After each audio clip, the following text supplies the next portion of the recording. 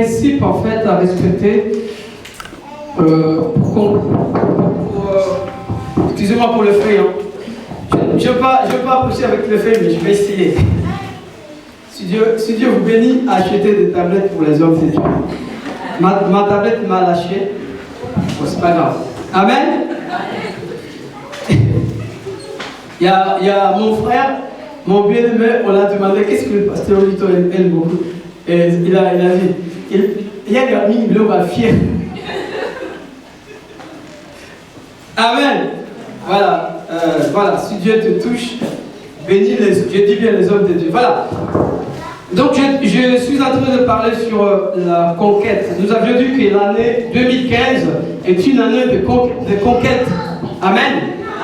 Nous avions dit que tous ceux qui ont réussi Jésus-Christ comme étant Seigneur et Sauveur, ils sont en fait obligés de réussir. Amen. Je vous ai donné une raison de pourquoi nous devons réussir, n'est-ce pas? Parce que la Bible dit dans 1 Jean 5, verset 1er, la Bible dit que ceux 1 à 5, surtout dans verset 5, la Bible dit que ceux qui sont nés de Dieu triomphent du monde. Amen. Et la victoire qui triomphe du monde, c'est notre foi. Amen.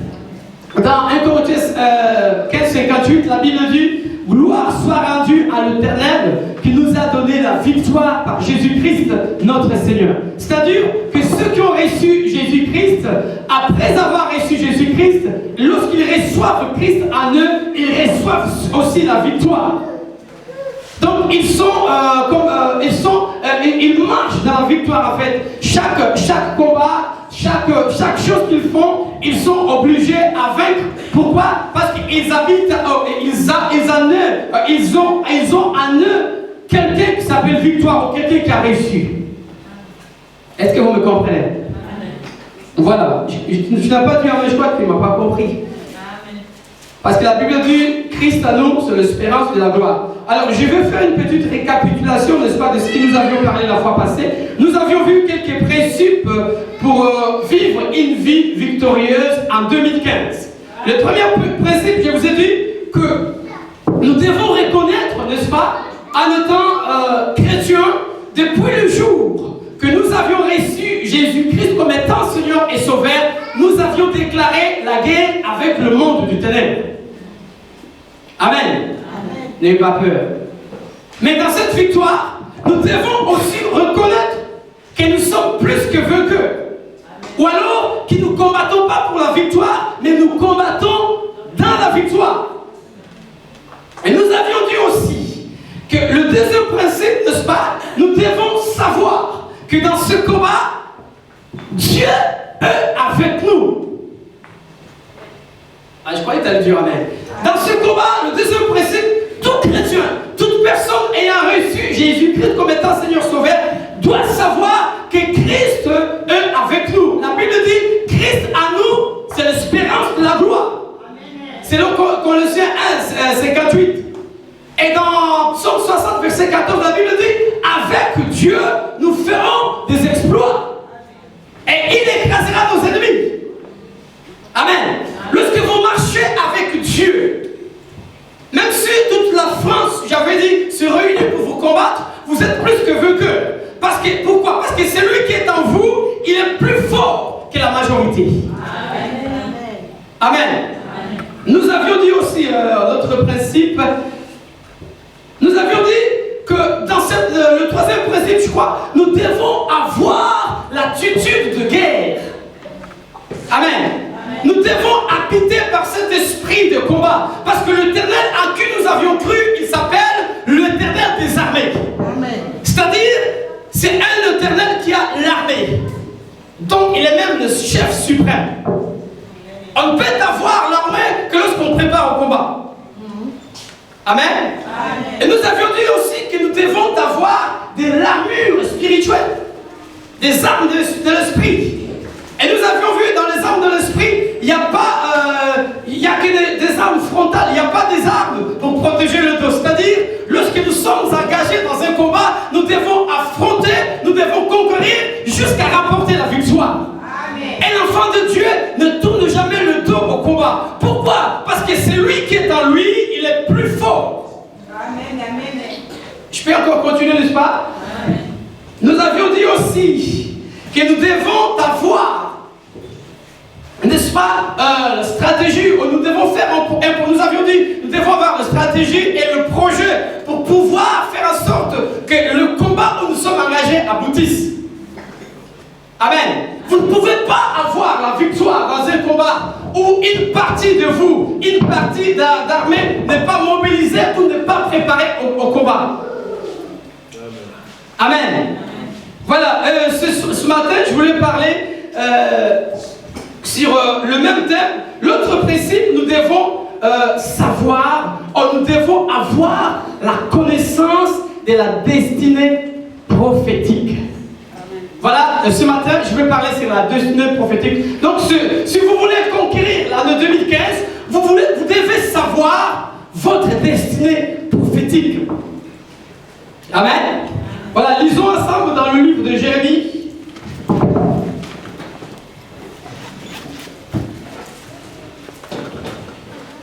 Je suis dans le livre de Jérémie, chapitre 1er, verset 2.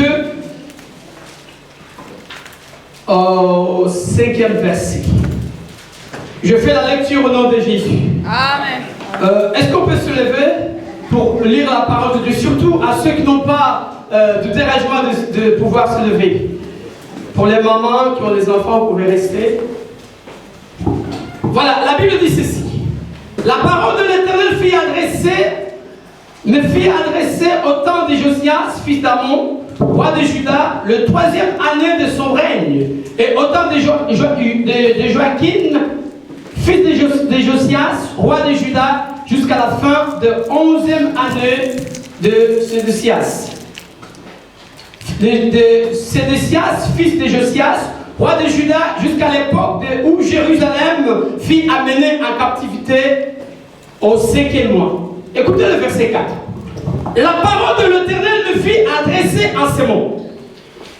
Si la Bible vous appartient plutôt, soulignez la phrase. Avant que je t'eusse formé dans le ventre de ta mère, je te connaissais, et avant que tu fusses sorti de son sein, je t'avais consacré, je t'avais établi prophète des nations. J'ai répondu, oh Seigneur éternel, voici que je ne sais point parler, car je ne suis qu'un enfant. Et l'Éternel me dit, ne dis pas, je suis un enfant, car tu iras vers tous ceux auprès de qui je t'enverrai, et tu diras tout ce que je t'ordonnerai.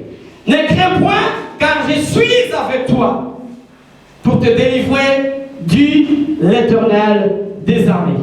Amen. Prenez place, que Dieu vous bénisse. Voici un être humain. Voici un homme. Voici un fils de l'homme. Voici un prophète qui entend la parole de l'Éternel en disant. Amen. Un humain, un être humain, un fils de l'homme, un petit enfant, un petit garçon qui entend la parole de l'Éternel en disant, avant que tu sois formé dans le ventre de ta mère, je te connaissais. Et avant que tu fusses sorti de son sein, je t'avais consacré prophète. C'est-à-dire, avant que Jérémie, ou alors, lorsque Jérémie n'était qu'une masse forme. Amen. Lorsque Jérémie n'était pas visible, Dieu l'avait connu. Est-ce que vous me comprenez? Dieu connaissait Jérémie avant qu'il y ait un contact, une relation entre son père et sa mère. Dieu avait connu Jérémie. Amen. Avant que sa mère plutôt, son père, peut-être il était congolais, sa mère était une française. Avant qu'ils se mettent ensemble, Dieu avait connu Jérémie. Non seulement il avait connu, Dieu l'avait consacré. Amen. Non seulement Dieu l'avait consacré, Dieu l'avait établi prophète des nations. Est-ce que vous comprenez? Avant que cette personne n'existe, avant que toi tu n'existes, avant que ton père ou ta mère se mettent ensemble, ensemble. Avant que ton père existe, ou ta mère existe, Dieu t'avait connu. Dieu t'avait consacré. Dieu t'avait établi. Amen. Voilà le sort de tout être humain. Donc tel que nous sommes là, donc tel que vous êtes là, avant que chacun de vous existe, Dieu vous avait déjà connu. Amen. Dieu vous avait déjà choisi. Et Dieu vous avait déjà établi. C'est-à-dire, Dieu avait inscrit dans un livre la destinée de votre vie, ou alors ce que vous devrez vivre sur terre. Amen. Ce que vous êtes aujourd'hui, ce n'est que le brillant ou alors l'accomplissement que Dieu avait établi. C'est ça que j'appelle la destinée prophétique. La destinée prophétique, ce n'est pas ce que les hommes disent, ou ce n'est pas ce que les hommes croient que tu es, mais la destinée prophétique est cachée dans la pensée de Dieu. Il n'y a que l'esprit qui peut le sauver. Voyons quelques définitions sur ce que c'est la destinée prophétique plutôt. En fait, la destinée, je ne sais pas pourquoi je me mets toujours à parler de la destination. La destinée prophétique, c'est une déclaration personnifiée de la parole de Dieu concernant un humain ou une personne, une nation ou un peuple. Et cette déclaration, c'est une déclaration que moi j'appelle inéluctable, c'est-à-dire infaillible, c'est-à-dire que cela ne peut passer avant que cela se concrétise. Je reprends, la destinée prophétique est une déclaration divine. Amen. Personnifiée. C'est-à-dire, Maman Annie, la sœur Gloria, chacun de la part de Dieu avait une déclaration, avait un projet que Dieu avait formé pour chacune d'elles. Voilà pourquoi je conseille l'Église à ne pas envier des gens. Pourquoi? Parce que chacun devant Dieu a un projet, a un plan, a une déclaration que Dieu avait prévue pour chacun de vous. Je voulais dire par là, avant que le monde existe, et le monde cessera d'exister, il n'y a jamais eu une personne qui te ressemble. Ah, je croyais que tu allais dire Amen. Et il n'y aura personne qui pourra te ressembler. Ce que Dieu est capable de faire avec toi, il ne peut le faire avec quelqu'un d'autre. Amen. C'est une déclaration divine, personnifiée. Je peux dire encore privée pour chacun de nous. Des événements qui seront inéluctables dans la vie de cette personne. Voilà, il va appeler Jérémie. Voilà pourquoi vous allez voir. Dieu, avec tous ces gens, tous ces hommes de Dieu qu'il a appelés, chacun servait le même Dieu, mais Dieu le servait ou les utilisait d'une manière différente. Ne cherche pas à devenir comme l'autrui, mais cherche à devenir original. Amen. Vous savez pourquoi le monde, pourquoi les gens échouent aujourd'hui? C'est parce que les gens veulent ressembler à d'autrui. Tu es unique. Amen. Et il n'y a pas un autre qui te ressemble. Amen. Dieu a dit à Jérémie, je t'avais choisi. Je t'avais établi comme étant prophète des nations. Écoutez ce qu'il va dire. Le Seigneur, je ne sais pas parler. Je ne suis qu'un enfant. Et Dieu lui a interdit de dire cela. Parce que Dieu savait, lorsqu'il dit quelque chose, lorsqu'il déclare quelque chose, que tu sois enfant ou pas, que tu sois grand ou petit, cette chose doit s'accomplir. Et personne ne peut empêcher, ne peut s'interposer entre le plan de Dieu et toi. Amen. Amen. Amen. Si Dieu est pour toi, qui sera contre toi? Amen. Et en 2015, vous devez savoir que vous êtes unique. Il y a une déclaration divine qui a été déclarée. Amen. Qui a été personnifiée. Qui a été privatisée. Et cette déclaration est une déclaration infaillible. Est une déclaration inéluctable. Si tu reconnais cela, tu ne feras pas, ou tu n'imiteras pas les autres en 2015. Tu seras seul que tu es. Tu seras celui que tu es. Amen. La déclaration prophétique, c'est encore le sort spécial réservé à quelqu'un. Amen. À un peuple, à une église, à une nation, à une famille. Amen. Selon la volonté de Dieu. Amen. Je ne sais pas si vous m'avez compris. Amen. Je disais, c'est le sort. Un sort divin et spécial. Amen. Que Dieu a prévu pour chacun de nous. Ou alors pour une famille. Ou alors pour un peuple. Ça peut être un sort pour une église. Pour une nation. Toutes les églises prient Dieu, mais toutes les églises ne sont pas utilisées de la même manière devant Dieu. Car chaque église a sa destinée. Car chaque église a une destinée, soit a un sort spécial.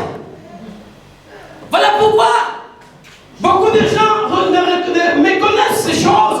Ils marchent, ils s'en aillent des églises à l'église sans savoir ce qu'ils cherchent. Écoutez, la bonne manière, la meilleure forme de pouvoir bénéficier de la grâce de Dieu, c'est de rester dans une église qui est liée à ta destinée. Amen. Amen. Si ta destinée est dans cette église, tu pourras aller dans la plus grande église où il y a le pasteur qui prêche, il fait sortir le feu. Ta grâce ne sera pas manifestée. Parce que tu n'es pas là où Dieu veut que tu sois. Amen. Amen. Si ta guérison passera dans cette église, tu peux aller ailleurs. Cela ne se manifestera pas jusqu'à ce que tu reviennes là où Dieu veut que tu reçoives ta guérison. Amen. Je peux encore continuer, n'est-ce pas? Amen. Je disais, c'est un sort réservé, n'est-ce pas? Pour un peuple, une nation, pour une personne, selon la volonté de Dieu. Donc, en résumé, nous pouvons dire que c'est le plan de Dieu établi avant la fondation du monde pour tout et chacun de nous. Donc, tel que vous êtes là, avant que vous n'existiez, avant que vous soyez, Dieu avait établi même l'année 2015 pour ta vie. Voilà, j'ai beaucoup parlé. Lisons quelques versets. Lisons le premier verset dans le livre de Psaume 139, verset 16. J'aime bien ce que David est en train de dire. Notez bien que David, c'est l'homme selon le cœur de Dieu. Écoutez ce que Dieu dit à David. Verset 39, verset 16, à partir du verset 16. Psaume 139, à partir du verset 16. Lorsque j'étais fait dans un lieu secret, tissé dans la profondeur de la terre, quand je n'étais qu'une masse forme, tes yeux me voyaient. Amen. Quand je n'étais qu'une masse forme, tes yeux me voyaient. Et sur ton livre étaient tout inscrits les jours qui m'ont été destinés. David dit ceci. David c'est l'homme selon le cœur de Dieu. Et lui-même commence à dire ceci, que lorsqu'il n'était qu'une masse informe, les yeux de l'Éternel le voyaient. Et Dieu avait inscrit dans un livre les jours qui l'ont été destinés. C'est-à-dire, même l'année 2015, pour toi, amen. Si Dieu avait inscrit dans un livre les jours qui t'ont été destinés, alors l'année 2015 était inscrite. Amen. Mais le secret pour réussir cette année, c'est de savoir que tu as une destinée prophétique. Et dans cette destinée prophétique, l'année 2015 a été inscrite. C'est-à-dire, ce que tu vas vivre pour cette année 2015, Dieu l'avait déjà inscrit. qui t'arrivera en 2015. Dieu seul ce qu'il fera avec toi en 2015. Dieu seul et connaît les portes qui seront ouvertes pour toi en 2015. Mais bien aimé, ceux qui connaissent leur destin prophétique, ce sont des gens qui marchent avec tête haute. Ce sont les gens qui marchent dans la paix. Ce sont les gens qui ne se laissent pas faire par la dépression. Pourquoi? Parce qu'ils savent ce que Dieu va faire avec eux. La Bible dit, ceux qui connaissent leur Dieu sont forts et puissants. Amen. Lisons encore. Dans le livre d'Éphésiens. Éphésiens chapitre 1er, verset 3 à 14.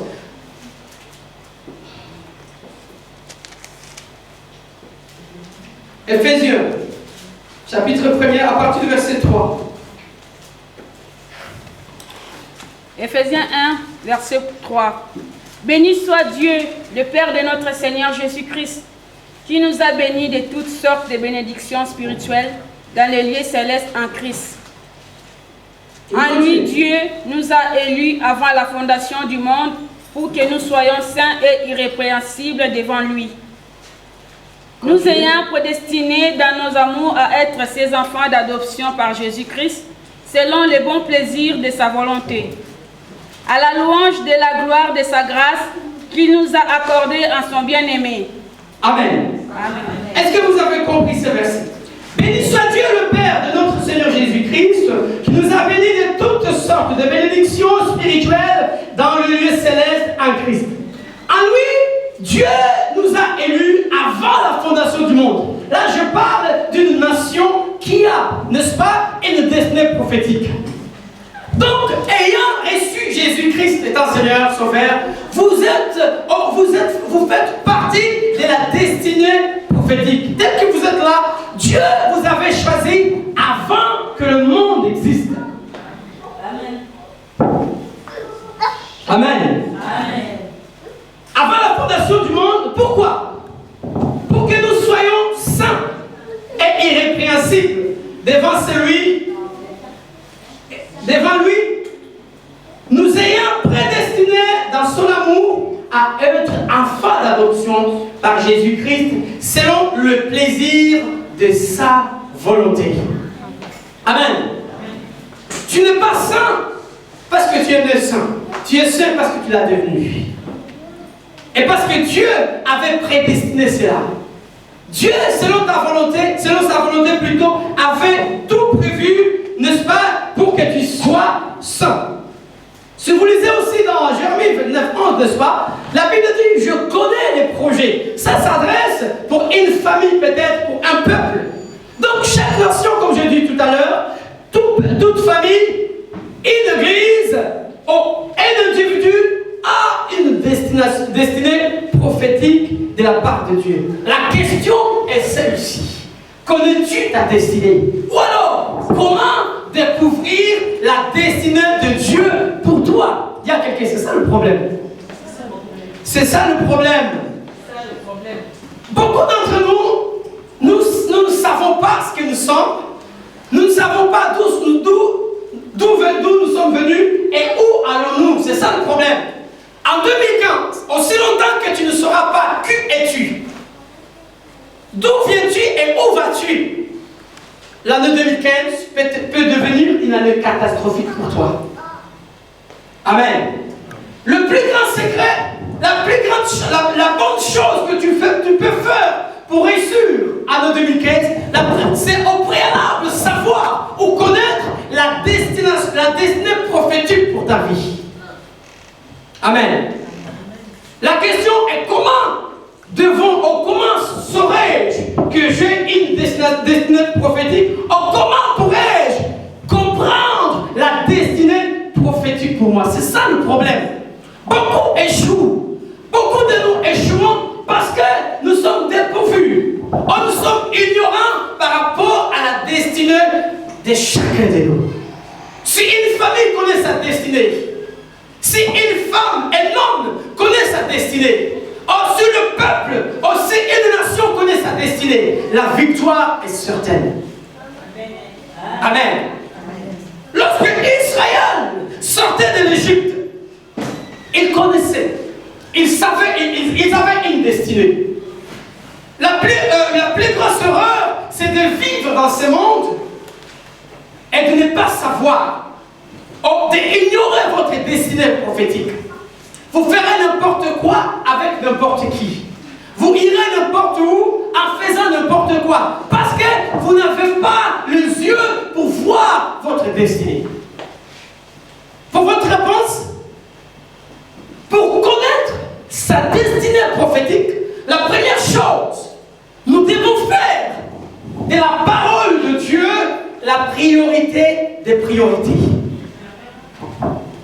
Comment est-ce que Jérémie a fait pour connaître la destinée prophétique? La Bible dit, il avait entendu la parole de Dieu en lui disant, Amen.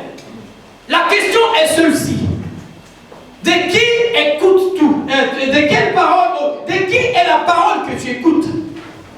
À qui donnes-tu tes oreilles? Amen. J'ai entendu la parole de mon pasteur? Non. La parole de ma mère? Non. La parole de mon père? Non. J'ai entendu la parole de Dieu. Amen. Amen. Il faut être à l'écoute de Dieu. Amen. Il faut savoir ce que Dieu veut faire avec toi et comment il veut le faire. Lisons Psaume, chapitre 1er.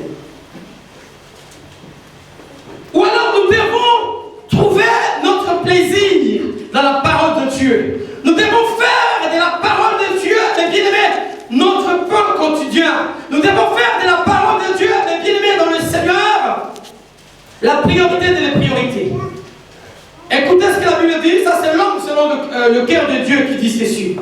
Heureux l'homme qui ne marche pas selon les conseils des méchants, qui ne s'arrête pas sur la voie des pécheurs, et qui ne s'assied pas en compagnie de moqueurs, mais qui trouve son plaisir dans la loi ou dans la parole de l'Éternel, et qui le médite jour et nuit. Il sera comme un arbre planté près de courants d'eau, qui donne son fruit en sa saison. Il donne le feuillage ne flétrit point, tout ce qu'il fait réussit. Amen. Donc, pour découvrir sa destinée, nous devons au préalable, mes bien-aimés dans le Seigneur, prendre plaisir dans la parole de Dieu. C'est-à-dire, fuir les conseils des méchants. Ne pas s'asseoir à côté de pécheurs, mais faire de la parole de Dieu, mes bien-aimés dans le Seigneur, notre pain quotidien. Parce que dans la parole de Dieu, tu découvriras ce que Dieu veut que tu fasses et ce que Dieu t'interdit de faire. Dans la parole de Dieu, lorsque tu t'engageras dans une entreprise, tu vas te poser la question, qu'est-ce que la parole de Dieu dit par rapport à ce que je vais faire? Tu veux t'engager dans un mariage, tu poseras la question, qu'est-ce que la parole de Dieu me dit de faire? Tu veux t'engager dans les affaires, tu poseras la question, qu'est-ce que la parole de Dieu me demande de faire par rapport à ce que je suis en train de faire? Combien de chrétiens se sont lancés dans les affaires illicites? Pourquoi? Parce qu'ils n'ont pas consulté la parole de Dieu. Amen. Oh, si j'avais consulté la parole de Dieu par rapport à ce que je suis en train de faire, je n'aurais pas échoué. Amen. Amen. Dans la parole de Dieu, tu découvriras ta destinée prophétique. Tu seras semblable à un arbre qui est planté auprès des eaux. Amen. Et chaque jour, mes bien-aimés dans le Seigneur, tu seras arrosé. Amen. Chaque jour, le ténèbre t'arrosera. Et la Bible dit le feuillage de cet arbre ne va pas flétrir. Pourquoi? Parce qu'elle donnera son fruit au temps convenant. Amen. Amen. Lorsque tu es planté dans la parole de Dieu, mes bien-aimés, la sécheresse qui touche le monde ne pourra pas te toucher. Car tu es enraciné en Christ. Chaque fois, il te donne la force de pouvoir surmonter les efforts, les épreuves. Chaque fois, il t'accordera la force de pouvoir avoir la force de pouvoir faire la conquête devant tes combats.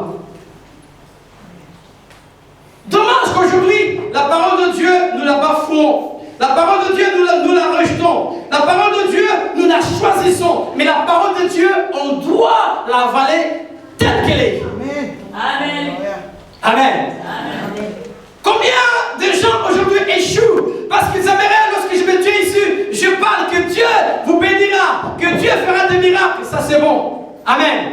Mais si je parle de miracles, tu peux avoir le miracle sans connaître ta destinée prophétique. Amen. Combien ont eu le miracle, mais en ignorant leur destinée prophétique, et le miracle n'a servi à rien. On peut encore lire un verset, n'est-ce pas? Lisons dans le livre de Josué. Vous connaissez déjà ces versets? N'est-ce pas? C'est Josué 1:8. Oui. Quelqu'un peut le lire, n'est-ce pas? Quelqu'un peut m'aider à trouver? C'est avant Apocalypse, je crois, Josué. Josué 1:8. Voilà.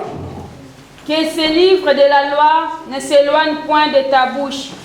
Médite-les jour et nuit pour agir fidèlement selon tout ce qui est écrit.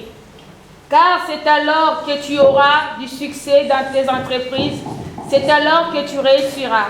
Amen. Amen. Je peux lire en disant que ce livre de la loi ne s'éloigne point de ta bouche en 2015. Amen. Médite-les jour et nuit, toute l'année 2015, pour agir fidèlement selon tout ce qui a été écrit. Car c'est alors que tu auras réussi en 2015. Ou alors c'est alors que tu auras le succès en 2015 dans toutes tes entreprises. Amen. C'est alors que tu réussiras en 2015. Ne t'ai-je pas dit, ne t'ai-je pas donné cet ordre? Fortifie-toi et prends courage. Ne t'effraie pas en 2015.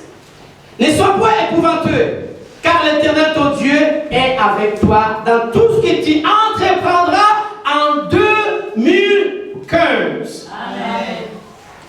Tout ce que tu veux faire en 2015, fais-le selon la parole de Dieu.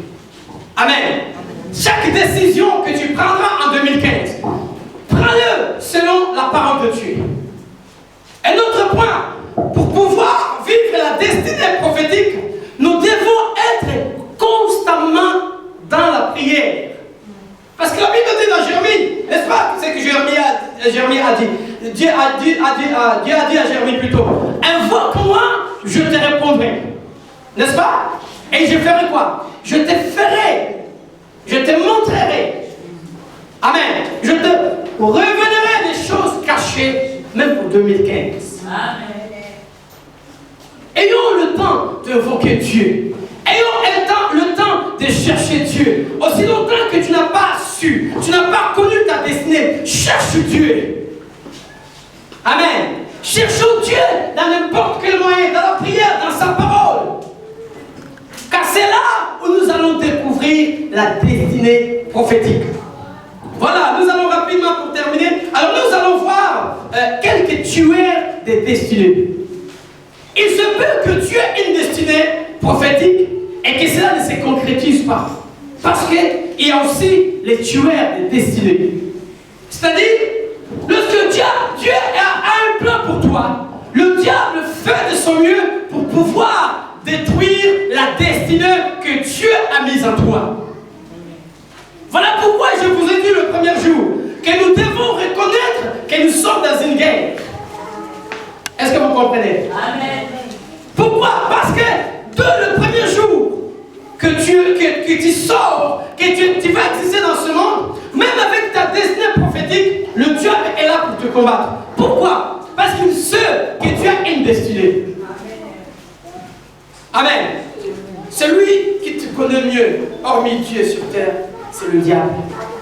Lorsque tu as quelque chose de Dieu, lorsque tu as une grâce de Dieu, le diable le sait. Et qu'est-ce qu'il fait? Il cherche à tuer la destinée prophétique. C'est ça son but. C'est faire en sorte que tu meurs hors la destinée prophétique, hors la volonté de Dieu. Que tu sois égaré du plan que Dieu avait établi pour toi. Amen. Amen. L'exemple de tueur de la destinée plutôt. L'exemple de Moïse. Avant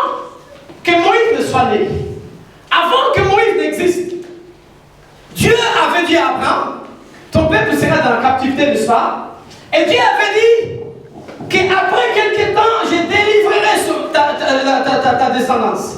Donc, même lorsque Dieu a donné cette destination, destinée à Moïse, cette prophétie à Abraham, Dieu avait établi et Dieu savait qui serait celui qui doit délivrer Israël.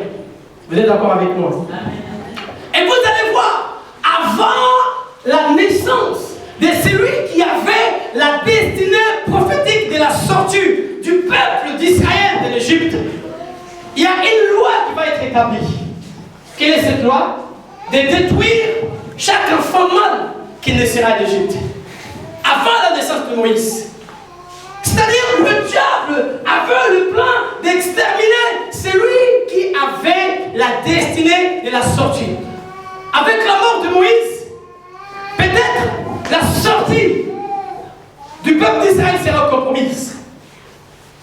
Avant la naissance, ou alors lorsque Hérode a entendu la naissance du Messie, il va demander d'exterminer chaque enfant de moins de 2 ans. Pourquoi? Parce qu'il cherchait à détruire celui qui avait la destinée prophétique du salut du monde. Amen. Amen. Chaque fois, il faut savoir, en 2015, il y aura les destructeurs ou alors les tueurs de destinée. Ça peut être un ami à toi, ton proche, ton collaborateur, ton ami.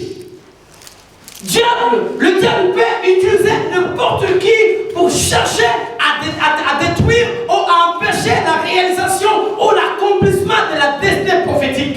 La fois passée, je vous ai dit, la première personne qui s'est élevée